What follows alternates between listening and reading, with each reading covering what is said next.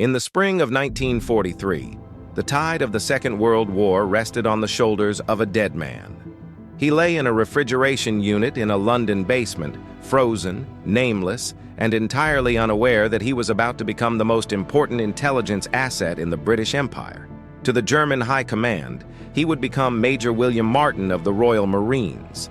To the British, he was a Trojan horse, built of flesh and bone.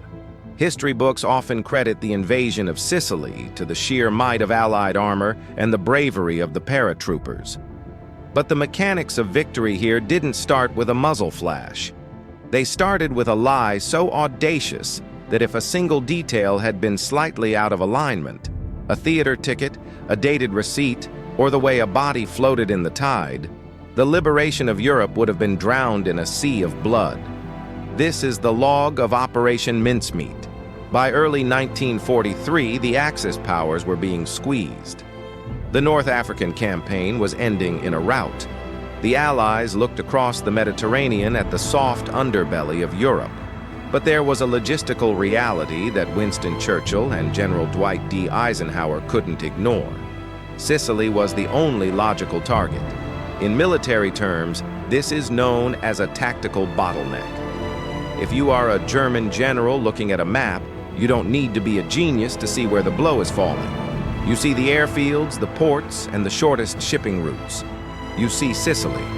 The problem was simple and terrifying. The Germans knew the Allies were coming. They were reinforcing the island with elite panzer divisions.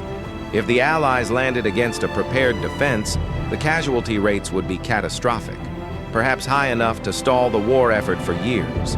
The British needed a force multiplier that didn't involve a single extra tank or plane. They needed the Germans to look at a map of the Mediterranean and see something that wasn't there. The mission fell to the 20 Committee, the masters of the double-cross system. At the center were two men, Ewan Montague, a naval intelligence officer with a legal mind for detail, and Charles Cholmondeley, a flight lieutenant with a penchant for the surreal. Their objective was Operation Mincemeat. The plan? Obtain a corpse, dress it as a British officer, plant fake top-secret documents on it, and let it wash up on the shores of Spain, where German agents were known to be active. But you cannot simply drop a body in the ocean and expect the Abwehr, German military intelligence, to believe it. These were men trained to find the smallest inconsistency. They would check the lungs for water. They would check the pockets for the mundane trash of a human life. If the log of this man's life didn't match the log of his death, the trap would snap shut on the Allies instead. The search for the body was a macabre exercise in forensic logistics. They needed a man who had died of something that looked like drowning or exposure. They found Glyndwr Michael, a homeless man from Wales who had died after ingesting rat poison.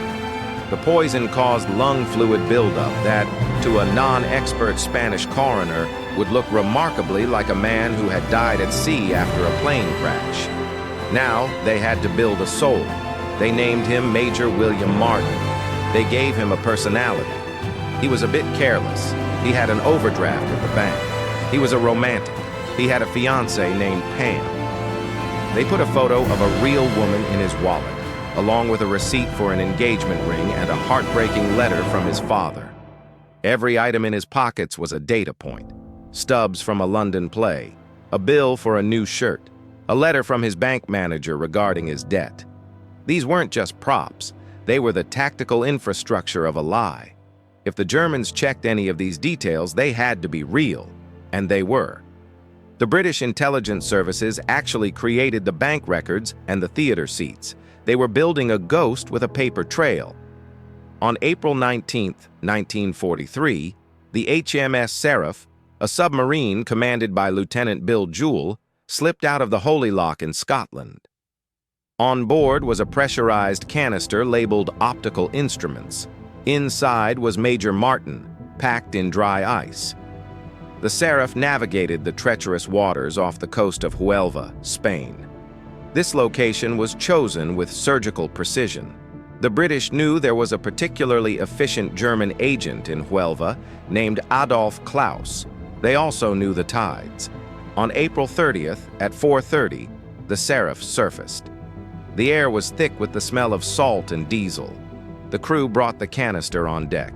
Lieutenant Jewell read a psalm. They inflated a life jacket, strapped a briefcase containing top-secret letters to the major's waist, and pushed him into the dark Atlantic. Now the Allies had to wait. Would the tide carry him to the beach? Would the Spanish find him? And more importantly, would they give the briefcase to the Nazis? The briefcase contained a letter from General Sir Archibald Nye to General Sir Harold Alexander. It was written in a casual, officer-to-officer tone. It dropped a massive hint. The Allies were going to attack Greece and Sardinia, and Sicily was just a cover for the real invasion. The turning point occurred in a laboratory in Madrid. The Spanish authorities had indeed recovered the body and the briefcase. Under pressure from the Abwehr, they allowed German agents to examine the documents. The British had placed a single microscopic eyelash inside the letters.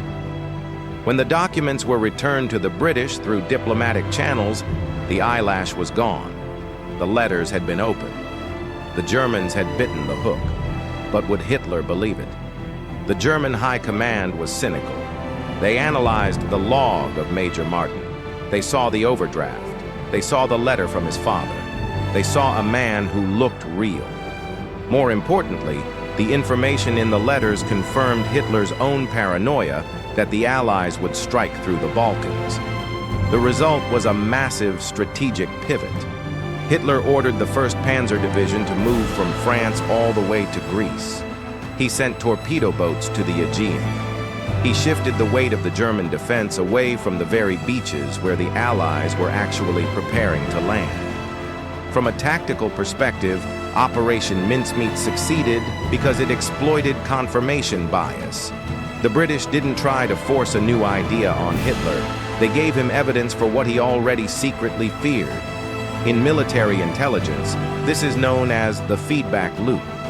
By seeding the lie through a neutral country and using a low-tech delivery system, a dead body, the British made the information seem like a lucky find rather than a planted trap.